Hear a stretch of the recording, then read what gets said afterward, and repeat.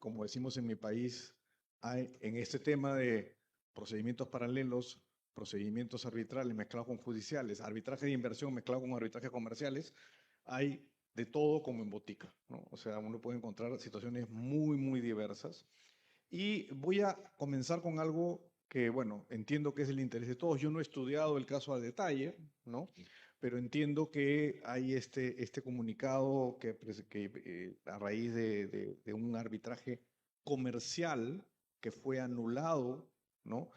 Se ha producido una advertencia, amenaza, pedido, comunicado, no sé cómo llamarlo, donde dice yo voy a iniciar un arbitraje de inversión. Es decir, ya voy a pasar de discutir los hechos concretos del contrato, no los van a dejar discutir, pero yo voy a saltar a otro nivel. Y voy a discutir si una sentencia judicial que anula un laudo que me era favorable, una parte del laudo que me era favorable, puede generar responsabilidad ya internacional del Estado en relación a la anulación misma. Y aquí les comento la experiencia que he tenido cuando he conversado con jueces, y en una ocasión tuve una conversación con vocales del Tribunal Constitucional en Perú, que es ya el Olimpo jurídico en el país, porque está encima del Poder Judicial y todo el mundo dice que es lo máximo y cuando llegas ahí ya nadie lo puede revisar. Y cuando yo les explicaba, oiga, pero ¿sabe usted que una sentencia suya podría eventualmente generar responsabilidad del Estado? Me decía, no, eso es imposible. Y eso es imposible. Y como bien decía Mariana, ellos tienen que saber que es posible, porque tienen que cuidarse de las posibilidades de que efectivamente esto pudiera generar un problema. Y esto tiene mucho que ver con cómo entonces ustedes me preguntan, ¿qué va a pasar acá? La respuesta que todo buen abogado daría es, depende. Depende de muchas cosas muy diferentes, ¿no? Hay una Usualmente estos casos se parecen a un rompecabezas. Tienen muchas piezas uno encima de la mesa, pero es un rompecabezas complicado, porque hay que armarlo cuando faltan piezas, cuando sobran piezas o cuando hay piezas que no encajan. Porque los sistemas jurídicos los sistemas jurídicos es una falacia decir que son consistentes, pero cuando uno traslada un problema doméstico, que además se ha visto en un arbitraje comercial, que puede ser doméstico o internacional, que además tiene participación de entes regulatorios locales, y ahí salta uno a un tribunal internacional formado por 3 señores extranjeros que trabajan en firmas de abogados o son profesores universitarios que no necesariamente conocen el derecho doméstico, es un rompecabezas. Y yo siempre digo, nunca lo puede armar de manera totalmente satisfactoria. Y eso es lo que siempre pasa en estos casos. Es difícil armar bien el rompecabezas para poder saber cuál es la solución correcta. Y por eso es que a veces hay decisiones contradictorias, hay criterios que no son necesariamente consistentes entre sí, ¿no? Y recuerden, como bien se ha dicho, que aquí estamos en un nivel de responsabilidad internacional del Estado donde no necesariamente la consistencia con el derecho doméstico es determinante. Uno puede tener una sentencia muy consistente con el derecho doméstico y generar responsabilidad internacional. Y puede tener una sentencia absolutamente contraria al derecho doméstico y no generar responsabilidad internacional. Es decir, ese es un punto que uno tiene que tenerlo muy en claro. Y les voy a contar un caso, que es un caso relativamente antiguo, pero que es un caso muy interesante porque guarda algunas similitudes con el comunicado, que es Saipem contra Bangladesh. ¿Qué es lo que ocurrió?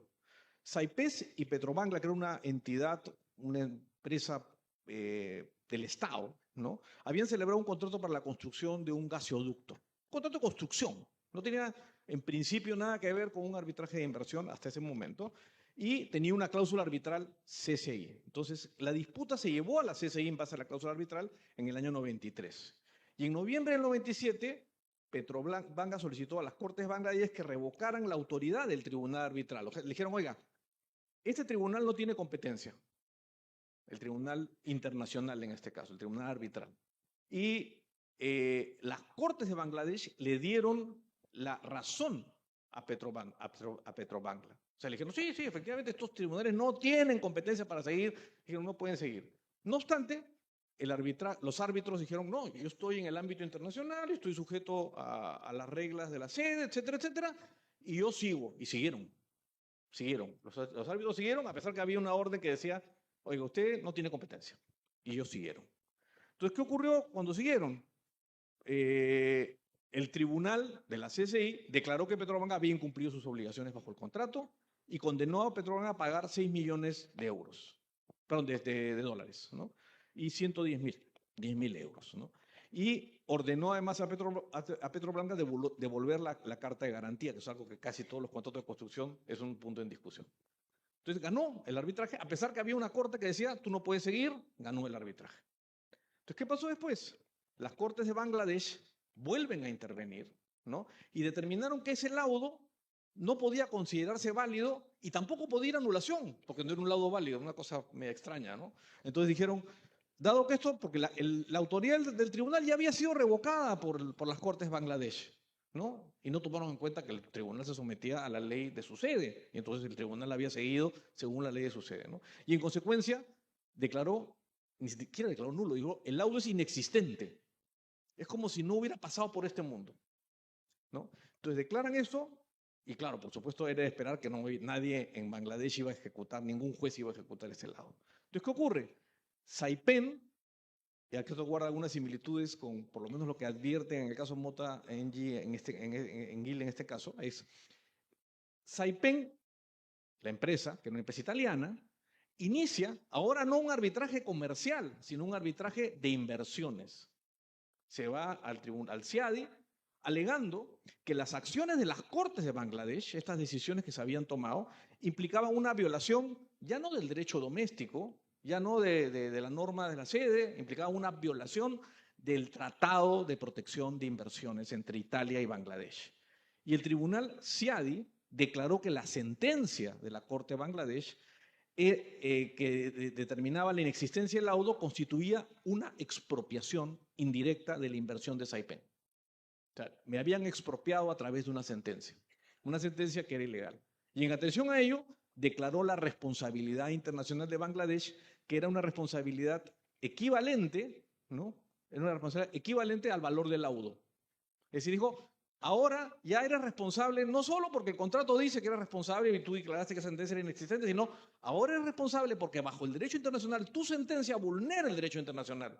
Y al vulnerar el derecho internacional, tu responsabilidad internacional es la misma responsabilidad, pero ahora ya no a nivel de contrato, sino a nivel de vulneración del derecho internacional público como consecuencia de que has dictado una sentencia contraria. ¿Se dan cuenta? Toda la secuencia, ¿no? Pasa por el Poder Judicial, se dicta una sentencia y efectivamente, como bien se ha explicado, como bien explicaba Mariana, esto es algo que claramente hay que entender porque las sentencias no son iguales a otros actos. En mi experiencia, y esto no lo tomen como una demostración, es solamente un asunto de intuición de haber visto cómo ha pasado esto, conforme uno se va alejando de entidades más políticas y va en lo que usualmente se entienden autoridades más autónomas, las posibilidades de que tú tengas éxito en un arbitraje de inversión se reducen.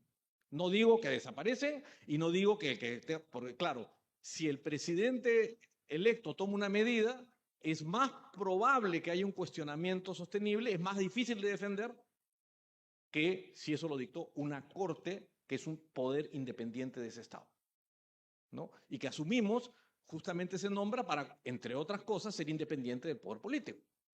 Y si uno tiene un regulador independiente, por ejemplo, la autoridad antitrust o el regulador de telecom, y tiene una estructura relativamente autónoma, es más difícil de cuestionar que un decreto del presidente, ¿no? Eso es algo que uno tiene que tener muy en cuenta. O sea, estoy mejor cuanto más lejos estoy de autoridades más políticas y por eso es que el Poder Judicial tiene, lo vamos a ver ahora, una deferencia especial.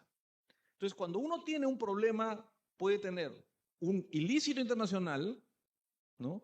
Y que se puede tratar usualmente bajo un tratado, no es el único caso, pero usualmente tiene una base de un tratado, o puede tener un incumplimiento contractual.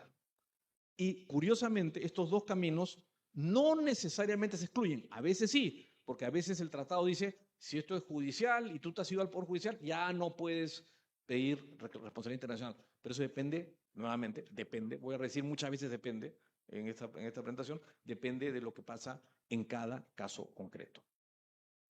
Esto, de repente estoy diciendo una tontería, así que me lo dicen, pero revisaba el Código Civil, entiendo que el problema que se presenta acá es si efectivamente la forma como se asignaron los daños, el caso de Mota, la forma como se asignaron los daños efectivamente constituye o no una vulneración del derecho internacional. Si la anulación del laudo por la forma como se determinaron los daños constituye o no una violación. Y los daños, entiendo que esta es la norma relevante del Código Civil paraguayo, dice, los daños comprenden el valor de la pérdida sufrida y la utilidad dejada de percibir. Entonces dice, esta sentencia, este laudo no tomó en cuenta esta norma.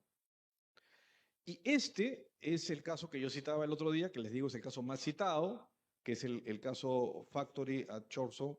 Nuevamente no me acuerdo nunca cómo no sé exactamente cómo se pronuncia en polaco, pero este caso, que es el más citado, tiene esta regla: eliminar todos los efectos del acto ilegal y restablecer la situación. Esta norma va a regular la responsabilidad en esta sentencia de alguna manera es el principio que suelen aplicar los tribunales arbitrales de inversiones. Bien, entonces regreso a las diferencias entre la sentencia, regreso al caso Saipen contra Bangladesh, la sentencia que dictó la ICC y la sentencia que dictó el CIAD, los laudos que se dictaron. Entonces, claro, lo que declaran cosas distintas, el efecto es el mismo, pero se basan en normas de responsabilidad diferentes, ¿no? Entonces, claro, la sentencia de la ICC declaró que hubo un incumplimiento contractual y obligó a pagar por un mero incumplimiento contractual. Tenía que ver con unos retrasos porque había habido gente que se había ido a impedir que se construyera y decían quién es responsable, y se llegó a la conclusión que era responsable, en este caso, la entidad del Estado. En cambio, el Tribunal de Inversiones, bajo las reglas del CIADI, concluyó que el tribunal considera que la expropiación del derecho a arbitrar la controversia de Bangladesh, conforme al reglamento de arbitraje de la CCI, corresponde al valor del laudo dictado sin la intervención debida del Tribunal de Bangladesh, sin la intervención indebida, perdón, del Tribunal de Bangladesh. Entonces, aplica un principio que es de no haber sido por el but for cause, ¿no? De no haber sido por la intervención del tribunal, ellos hubieran tenido derecho a cobrar su laudo. Entonces, ahora la responsabilidad internacional del Estado es del laudo. Evidentemente, pero eso tiene varios problemas, no pueden después ir a ejecutar el laudo comercial y también pedir el inversiones, porque si no había un doble counting del. Y aquí entramos un poco al punto central. Entonces, ¿cuándo puedo ir contra una sentencia judicial? Y la regla más aplicada es cuando la sentencia constituye en el fondo una denegación de justicia. Pero una denegación de justicia es entendida de una manera muy restrictiva, muy limitada. Porque recuerden, asumimos el punto de partida es que tenemos un poder judicial independiente. Por supuesto que si los miembros de la Corte Suprema son el hermano, el tío y el pariente del presidente, las cosas cambian muchísimo. Porque ahí claramente uno dice, no, pero eso no es un tribunal independiente. Es una denegación de justicia someterme a ese tribunal. Y en consecuencia es más fácil el caso. Cuanto más grosero es, más fácil que gane el inversionista. Cuanto menos grosero es, más difícil que gane el inversionista. Estas cosas. Graves vicios, no cualquier vicio, ¿eh? No es que me contaron un plazo mal por 2 días, ¿no? No, o sea, graves vicios en el proceso, ¿no? Que tienen un impacto real, pero cuando digo grave, es grave, como decía Milan el otro día, que te queman los ojos, ¿no? Es una cosa muy seria en el incumplimiento de una regla procesal. Grave vulneración de derechos fundamentales, ¿no? Que efectivamente la sentencia vulnera un derecho fundamental bajo el derecho internacional. Impedimento de acceso a las cortes, ¿no? No te dejan presentar tu demanda, no te dejan, y estoy citando casos que han sido usados para decir, sí, en este caso sí se podría. Serias demoras injustificadas, no cualquier demora. Incluso el incumplimiento de las normas procesales no necesariamente constituye una violación internacional. Si tenía un plazo de 20 días y me dijeron que era 15, mientras eso finalmente hubiera sido razonable para presentar mi apelación, por ejemplo, no daría lugar hoy no cumplió el derecho interno, eso es otra cosa. El asunto es que si tuviste o no una oportunidad adecuada. Ahora, claro, si no cumplió el derecho interno y nadie me avisó que iban a cambiarme la regla y no pude presentar mi apelación, es otra cosa, ¿no? Corrupción en la decisión, eso es algo que siempre se discute. Hace poco estuve en un caso, no era ante un tribunal judicial, pero era un tribunal administrativo teóricamente muy independiente, donde la discusión es que había habido corrupción o afectación indebida.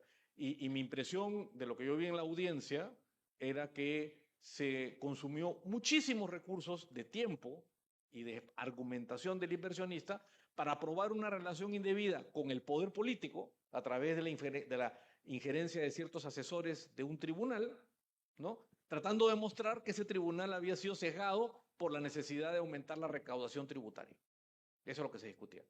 Y la verdad, se la pasaron horas interrogando testigos y horas mostrando documentos que la verdad no sirvieron para nada, distrajeron, y yo creo que la estrategia del inversionista estuvo mal, porque trató de ir por este lado, porque claro, decía, hay que guardar, y esa es la palabra clave, cierta deferencia a los tribunales, y nuevamente, cuanto más lejos están del poder político, cuanto más autónomos son, es más fuerte la deferencia que merecen, ¿no? Sin perjuicio de que en general el Estado en sus decisiones merece deferencia, porque dice, oye, ellos son los que conocen el derecho interno, ellos son los que lo aplican, ellos tienen el poder, han sido elegidos de alguna manera o tienen alguna legitimidad en su poder, en consecuencia sus actos son en principio presumidos como legítimos. O parcialidad manifiesta, es decir, tiene que ser algo muy, muy, muy grave para que esto ocurra. Por supuesto que hay árbitros que no piensan así, ¿eh? Hay árbitros, los he visto o he compartido tribunales que piensan que no se merece ninguna deferencia en relación a la deferencia que podría merecer el presidente de la República.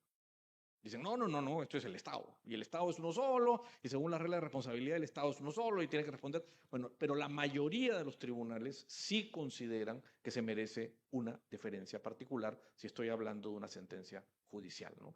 Y nuevamente entramos a este concepto de soberanía y autonomía estatal frente a las garantías de protección al inversionista. Y se asume que los sistemas jurídicos, es el punto de partida, los domésticos están diseñados para proteger ciertos derechos. Y en consecuencia, el inversionista que demanda tiene que probar que ese sistema, ese diseño, o no está funcionando o está hecho para perjudicar a los inversionistas, diseñado para eso. Y eso tiene una carga de prueba fuerte en un arbitraje de inversiones, ¿no?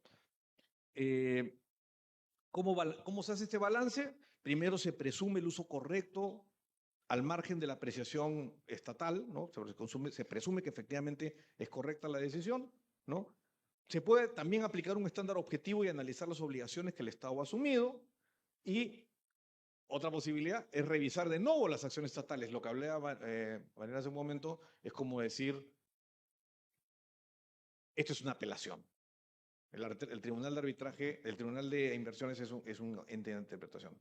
Y al margen de la apreciación nacional, o sea, se profiere un estándar de flexibilidad para interpretación de las normas convencionales, atendiendo al contacto más directo de las autoridades nacionales tienen con la sociedad civil. Esa es la base. Y conforme, como les decía, esta autoridad es más una autoridad que se presume más autónoma, más posibilidades hay de que esto sea difícil para el inversionista. Este es el caso Philip Morris, ayer lo citaron, ¿no? Pero lo interesante está en el segundo párrafo, ¿no? El margen de apreciación que tiene para regular temas de salud pública como la salud. Era un caso en el cual se discutían regulaciones de publicidad y etiquetado de cigarrillos y se discutía que eso había privado su inversión. Y lo que finalmente se determinó es esto, ¿no? Los tribunales constituidos en casos de inversión deberían prestar gran deferencia a los criterios gubernamentales respecto de las necesidades nacionales en cuestiones para la protección de la salud pública. Y en el fondo los tribunales de inversión lo que dicen es, oye, en principio, tú, Estado, eres el elegido y tienes tu estructura para preservar la salud pública. En consecuencia, yo no debo revisar en general tus políticas y si son correctas o no. Yo lo que debo revisar es que al implementar tus políticas no has vulnerado un derecho del inversionista. Y en el caso, por ejemplo, que esto viniera de un tribunal autónomo o del Poder Judicial, las cosas exigen una diferencia mayor, ¿no? Entonces, la diferencia judicial implica que los tribunales internacionales deben respetar la discreción que tienen las autoridades nacionales en cuanto a la forma de ejecutar sus obligaciones de derecho internacional. Es decir, los tribunales de inversión no deben fungir como mecanismo de apelación de las decisiones judiciales. No es una apelación, no se trata de decir que la sentencia es buena, mala, fea. Se trata de determinar que la forma como se dictó o los criterios con los que se dictó son de tal naturaleza que constituyen en el fondo una denegación de justicia, ¿no? Este es otro caso. Acá también se discutió sentencias judiciales que habían determinado que una empresa minera perdiera una concesión, ¿no? Y el tribunal señaló que no existe un trato discriminatorio porque se trataba de una medida que perseguía el legítimo objetivo de proteger el ecosistema, en un tema ambiental, ¿no? Y es un caso en el que se discute precisamente qué pasa con las sentencias. Había acá sentencias constitucionales dictadas por los órganos jurisdiccionales a cargo de la aplicación de la Constitución.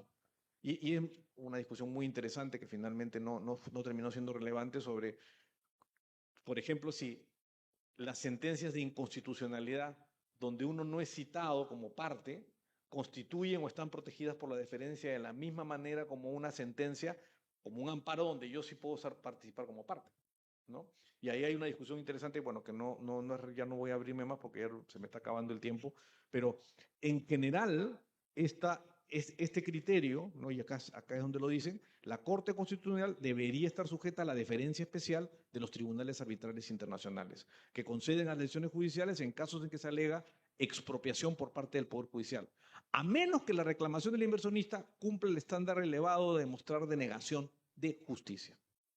Y ese lo define como un estándar elevado, ¿no? Y entonces considera que en este caso las sentencias se dictaron en buena fe y que no constituyen elementos donde se haya demostrado una intervención indebida, ¿no? Esto además en un tratado que expresamente tenía menciones a las facultades del Estado de proteger el medio ambiente, que era lo que justamente ocurría en este caso. Entonces, la revisión novo, que es lo otro que decíamos, implicaría que se evalúe minuciosamente la decisión adoptada por el órgano jurisdiccional local. Eso usualmente en la mayoría de laudos no ocurre. No hay apelación. No es que yo me pongo a decir, mira, hay una normita acá que decía tal cosa y usted la inaplicó, ¿no? Entonces, inaplicó, no. La calidad de la sentencia, el error de la sentencia, incluso el error grueso de la sentencia en aplicar el derecho doméstico, no necesariamente, y diría en pocos casos, constituye una vulneración del régimen de protección de inversiones. Nuevamente pongo al final, ojo que depende. Siempre depende. Pero en general, esa es la regla, ¿no? Esto lo voy a pasar, porque ya no. Básicamente voy de frente a lo que se resolvió también en el caso Bridgestone. El tribunal comprende el razonamiento que llevó a la mayoría del Tribunal Supremo a tomar su decisión. Ha identificado defectos en el razonamiento, pero no son más que errores de juicio. Dice, la sentencia, en mi opinión, está equivocada, pero están muy lejos de demostrar que la sentencia fue producto de incompetencia o de corrupción. En consecuencia, no había responsabilidad. Y con esto lo dejo ahí y ojalá tengamos oportunidad de discutir más adelante porque es un tema muy interesante.